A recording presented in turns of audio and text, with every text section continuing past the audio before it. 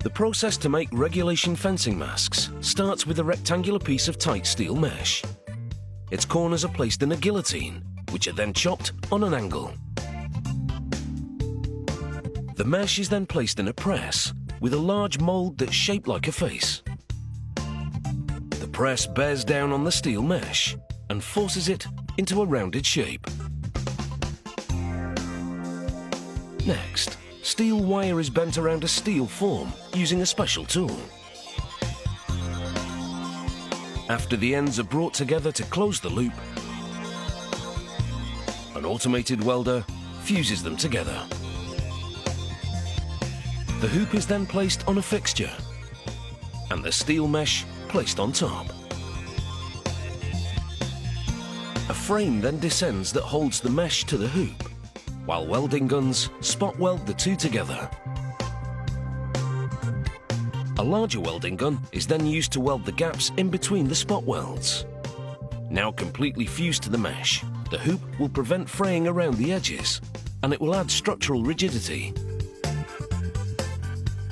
Using a nibbler tool, the excess mesh is removed. Next is the side piece of the mask. First, steel wire is bent into a rectangle. This is then placed in a fixture, over which a piece of mesh is added.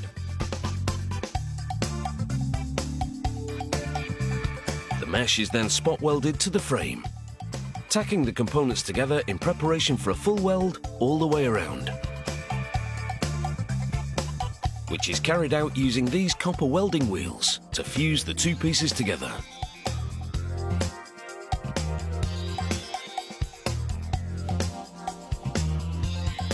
Any sharp edges are then ground off.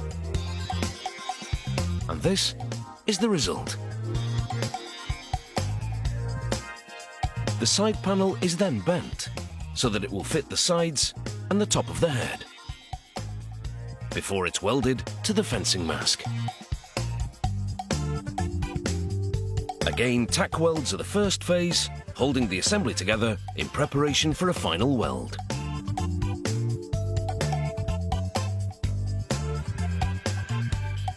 This full seam weld closes all the gaps, so the tip of the blade can't get through and wound the wearer.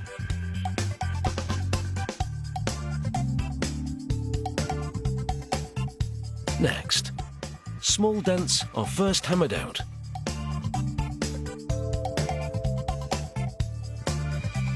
Before the fencing mask is then placed on a rounded post, and the mesh hammered against it to finalise its contour. The mask's bib is made from high molecular weight polyethylene. It's super strong and extremely lightweight. The bib has a thick rubber band for attaching it to the mask. After the mesh has been coated with plastic, rubber trim is fitted. The plastic coating on the mesh insulates the mask, preventing electrical interference from the scoring system's wiring. Epoxy glue is piped around the mask, just above the rubber trim. Next, the bib is fitted by pulling its rubber band over the front and top of the mask. The edges are pushed under the band, and glue beneath ensures it adheres fully.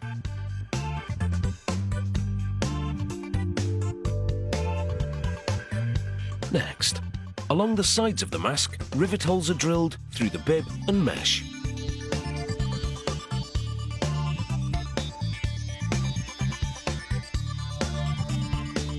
Rivets are then inserted and flattened to secure the bib in place. There are 3 fencing disciplines, and the masks are slightly different for each one, but each enables the athlete to enjoy the sport without getting hurt, hopefully.